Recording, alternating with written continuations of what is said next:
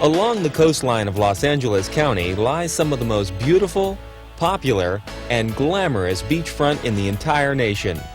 An amazingly diverse stretch of oceanfront, complete with tall rocky cliffs, secluded tide pools, busy harbors, and wide sandy beaches.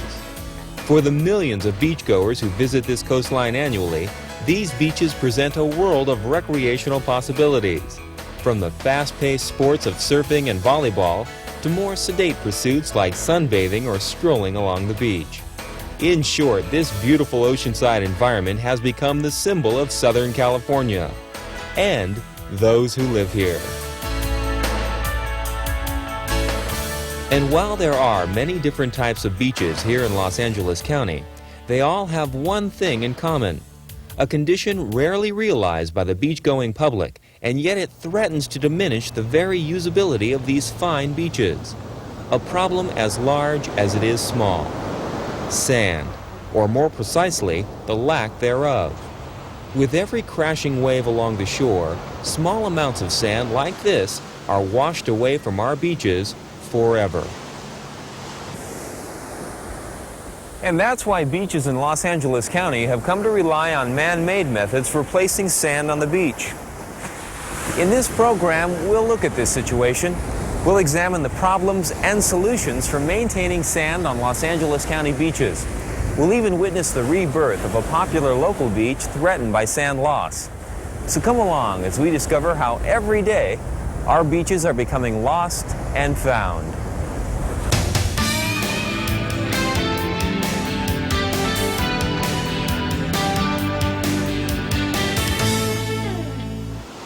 Sand loss is really the story of natural sand movement and the involvement of mankind in that process.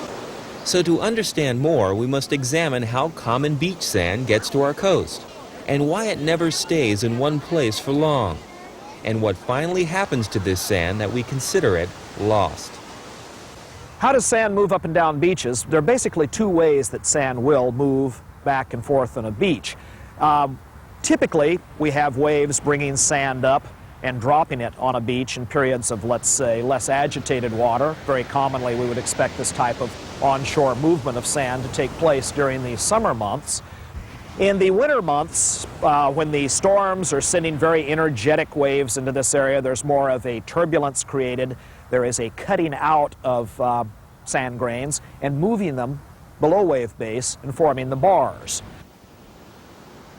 This is why the wide sandy beaches of summer are just that, with a general narrowing of beach widths during the winter months. But that's not the only type of movement of sand on a beach. In fact, much of the sand is actually not moved directly up, back, and forth on a beach face, but rather it's moved in a somewhat zigzag pattern down the coast according to what we call the prevailing direction of the longshore currents. Called the longshore drift, this type of sand movement is responsible for the transportation of large quantities of sand along many miles of coastline. Let's take a closer look to see how the sand grains are moved. To the casual observer, ocean waves appear to hit the beach head-on. In fact, incoming waves enter the beach at a very slight angle, causing the wave to crest and break in a particular direction. This powerful rush of water translates into movement along the shore, as well as up the beach. Caught up in the turbulence, sand grains are carried up with the wave and placed onto the beach. As the wave runs out of energy and collapses, the water and the grains fall almost straight back into the ocean, where the whole process is repeated over and over. Basically, there's going to be an edging up and a dropping down, an edging up and dropping down. So you can imagine the sand grains being kind of zigzagged down the beach according to the general direction of the waves and the winds that are powering these waves. While the actual distance the sand grains are carried is small, usually no more than a few inches per wave, the cumulative effect of the constant wave action can work to move large quantities of sand over many miles. But the problems of sand loss are not so much the case of sand grains traveling up or down the coast, but rather what they encounter along the way.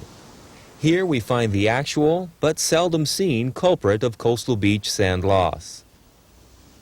Most offshore beaches slope gradually away from their shores. Occasionally, steep, sharply walled features in the ocean floor interrupt this pattern. They are known as submarine canyons. And as the longshore currents and the longshore drift encounter the head of this canyon, the sand is funneled down the canyon and is dispersed out onto the deeper bay floor. Let's just say that we are gradually leaking sand, and I think that would be an appropriate term, leaking it into deep submarine canyons, delivering it to the deep ocean floor where the waves can no longer scoop it up, even in the most energetic wave periods of winter storms, and deposit it on the coast. The question of why we still have beaches is largely due to the fact that in many parts of the world we are losing sand to the deep ocean basins, but at the same time it's being replenished by sand being brought to the beaches by streams, river systems, sand from the inlands, and to a lesser extent sand that's released by wave action pounding against a coast. So if you want to know the origins of most of the sand, look to the mountains. As the mountains and hills located inland slowly erode under the forces of wind and weather, this broken rock material eventually takes the form of sand grains. From there, seasonal rains wash the sand grains into nearby streams and creeks. As most rivers eventually find their way to the ocean, the suspended sand particles are pulled along by the force of the water and dumped into the ocean. Wave action then washes the sand grains back up on the shore, adding the new sand to the beach. This process has been constantly replacing the sand lost into submarine canyons for the past millions, perhaps billions of years. And you can actually work out a sand budget, measuring what is lost to the deeper water against what's brought in. The problem, of course, is humans interfere with sand transport systems. In the spring of 1938, powerful rainstorms descended on Los Angeles, dropping huge amounts of rain on the growing metropolitan area in a short period of time. The result was widespread flooding, property damage, and loss of life. The realization that Los Angeles was in flood country became all too apparent. Because of this, the U.S. Army Corps of Engineers quickly set about a plan to stop any future floods from wreaking havoc. In place of local rivers and streams, they created an elaborate system of concrete flood control channels, dams, and catchment basins. Today, these many miles of channel have become a seldom noticed but very essential part of our urban landscape. And while flood control channels are great for the protection of life and property, they are not so good for local beaches. The problem, of course, they may serve to trap water, but they also serve to trap the sediment that ordinarily would make its way over a long period of time, or sometimes very quickly during a flood, down to the beaches and resupply the beaches with fresh volumes of sand to make up for the sand that's always trickling down the submarine canyons into the deep basins.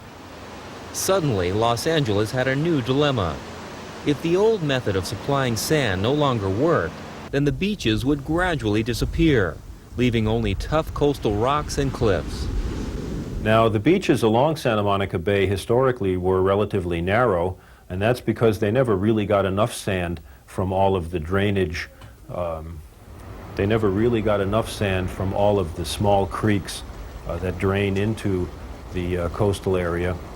So the narrow beaches in Santa Monica Bay, under natural conditions before the floodworks were installed, would have been even narrower and would have received even less sand because of those engineering works, those flood control engineering works. But it's been over half a century since the flood channels were placed. And as any beachgoer knows, LA County beaches are still very much in evidence. Well, to compensate for this problem of damming streams and blocking sediment coming down to the beach, people in the Los Angeles area, and other parts of the world for that matter, have attempted a variety of projects called beach renourishment. And what this basically involves is taking sand from one area along the coast and trucking it, or sometimes moving it through pipeline slurry systems, or sometimes moving it via conveyor belt down to the beach, and artificially adding sand to the beach to once again make up for that deficit of sand that's been blocked by our flood control projects. For this reason, LA County beaches are now considered artificial, man-made through the process of beach renourishment. And while the idea of moving sand to a beach may sound simple, the realities of finding and moving tons of sand are anything but easy. Many of the past renourishments which took place in LA County have actually come as the byproducts of major oceanside construction or development projects. And while there have been a number of these renourishments in the past, there has been no single greater source of sand to the beaches of Santa Monica Bay than the building of the Hyperion sewage treatment plant in the 1940s. Some years ago, when the Hyperion sewage facility was built down by El Segundo, the sand from the coastal dunes area, some of these old stabilized dunes, that was disturbed in the construction project was immediately hauled onto the adjacent beach, dumped into the longshore currents, something like about 14 million cubic yards of sand through the life of the project, and the longshore currents carried it both to the south and with reversals of the currents when wind was coming in from other directions carried it to the north. Today, over half of the original sand removed from the Hyperion site still covers LA County beaches from Redondo Beach in the south to Will Rogers Beach in the north. And the role of the Hyperion plant in sand renourishment has continued to the present. In 1988, expansions at the plant attracted the interest of the County of Los Angeles Department of Beaches and Harbors. When I learned that Hyperion was going to expand, I already knew that the majority, about three-fourths of all the beach out in Santa Monica Bay now that people recreate on every day literally came from the site at the El Segundo Dunes, which used to be sitting under what is now Hyperion Sewage Treatment Plant. So I called the Department of Public Works, LA City, and we began discussions about moving that sand across the street to Dockweiler State Beach. The situation was perfect. Hyperion had the sand, and Dockweiler State Beach was located only 1,000 yards away from the plant. So in 1988, sand from the construction site at Hyperion began moving by conveyor belt under a local highway and right onto the beach. And when we finished, that was about a 5-month project, I believe. When we finished, we had approximately 1.1 million cubic yards of sand, extending that beach about 250 feet oceanward and creating an additional 22 acres of recreational beach. But for some beaches, solutions to sand loss are more difficult than others. Let's take a look at one beach faced with this serious problem. Located 26 miles south of downtown Los Angeles and situated next to the Los Angeles harbor, the beach is called Cabrillo, named in honor of the famous Spanish explorer. Located in the community of San Pedro, Cabrillo is different from other beaches insomuch as it began as a man-made beach. So in order to understand the workings of this beach, we'll need to look back to see how this beach was created. The origins of Cabrillo Beach actually go back to the beginning of this century, when the construction of the huge LA City breakwater began in the San Pedro area. Once completed, this wall of rocks formed the Los Angeles harbor, turning the Los Angeles area into a major seaport. The western end of this breakwater ended at the cliffs of Point Fermin in San Pedro. No one thought much about this corner of land and breakwater until 1928, when it was decided that San Pedro needed a beach. So, during a regular dredging of the harbor bottom, the sand was placed on the outside corner of where the breakwater met the shore. This pocket of sand became known as Outer Cabrillo Beach. With the addition of buildings, picnic facilities, and a parking lot, Cabrillo Beach quickly established itself as a major recreational resource for the residents of Los Angeles.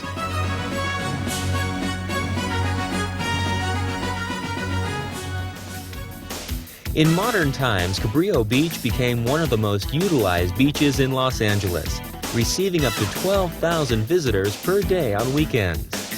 The reasons for this popularity were simple: easy access from Los Angeles and the large number of recreational opportunities to be found at the beach.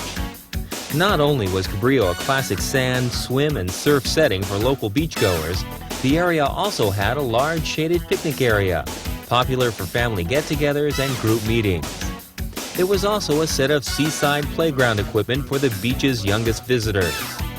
Beachgoers' safety was closely watched by the Los Angeles County lifeguards, who monitor the many activities of this beach from high atop their lifeguard building and nearby towers.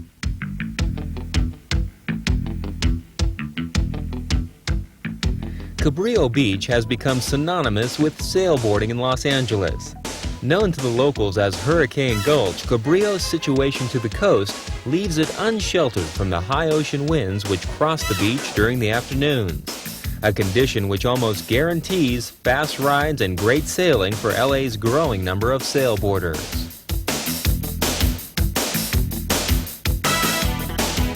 In 1932, the beach became the site for the Cabrillo Marine Museum, an institute dedicated to the education and the understanding of our nearby ocean resources.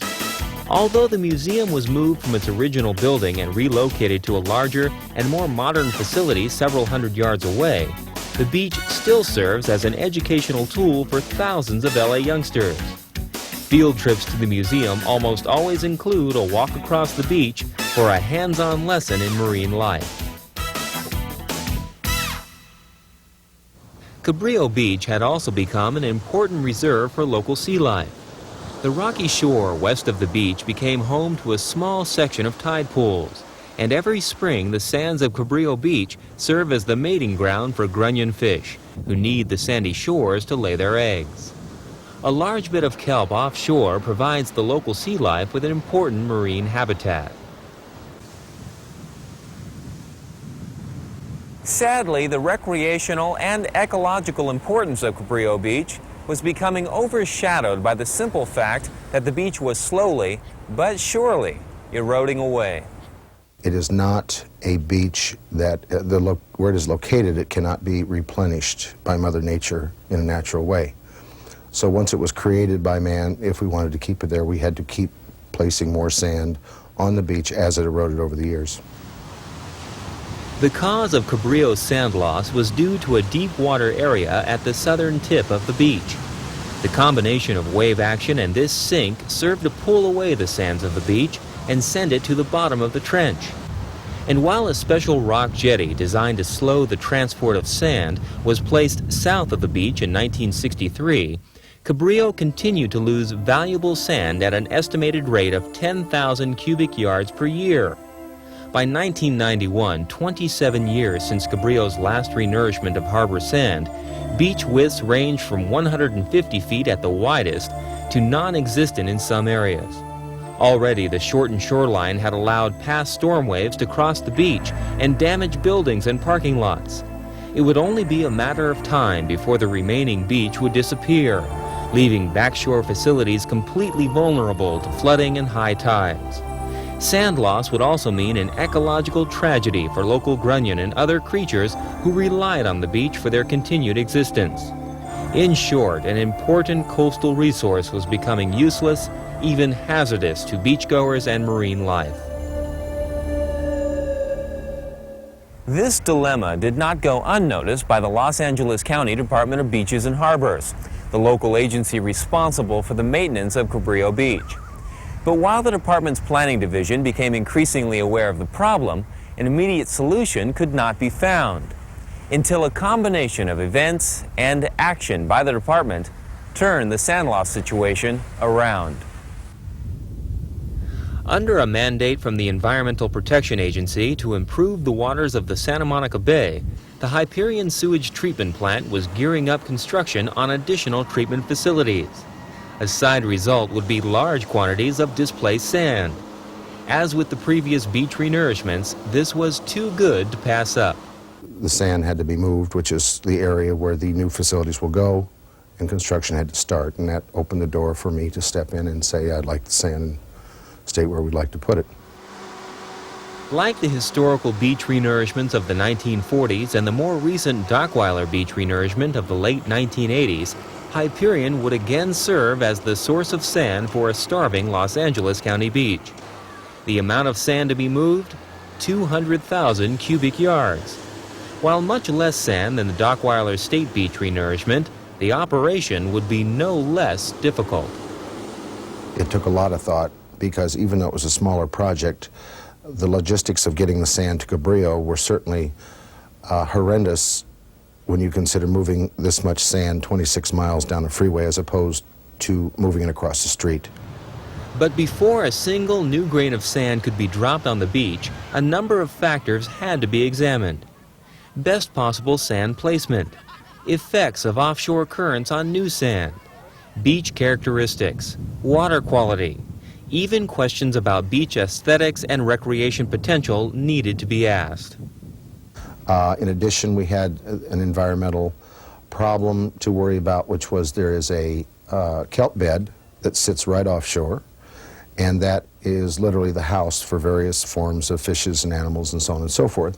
And we had to be very careful when we placed that sand that the sand didn't go down into the water and strangle the kelp beds or kill the various forms of fish life, marine life. The plan was ambitious and well thought out. Sand would be placed on an 1,850-foot segment of the shoreline, extending the beach by an extra 350 feet, and expanding the total beach area by 10.1 acres. Flanked on both sides by buffer zones, the western buffer would protect the offshore kelp bed, while the eastern zone would allow the regular transport of sand to fill the eastern beach.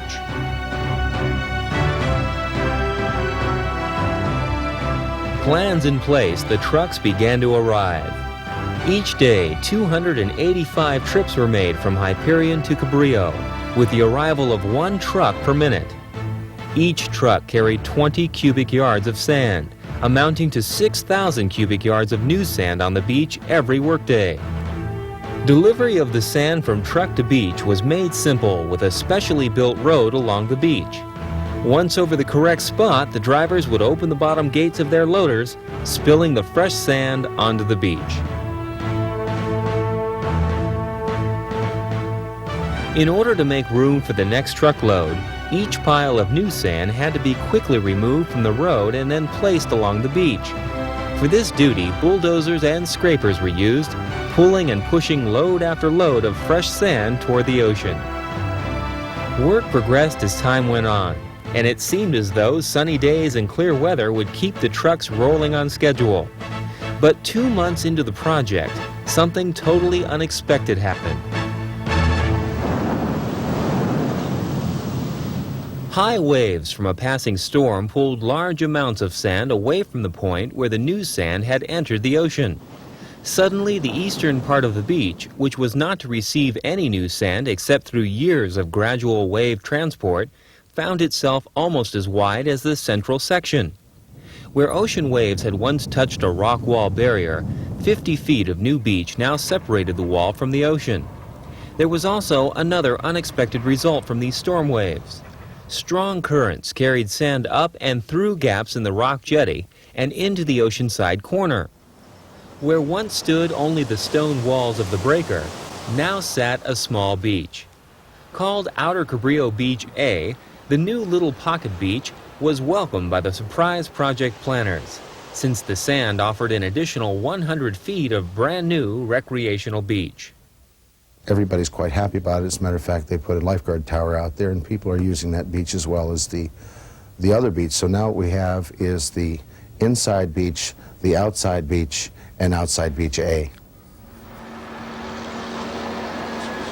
As work continued, the overall look of the beach began to improve, especially where the new sand was compared to the old sand. Where the old sand was fine and slightly bluish, the fresh sand was redder and coarser. The color was temporary, as within months the red would bleach out due to the effects of sun and seawater. But because the new sand was much larger than the existing sand, it was less likely to be taken up by wave action, while at the same time it insulated the old underlying fine sand from erosion.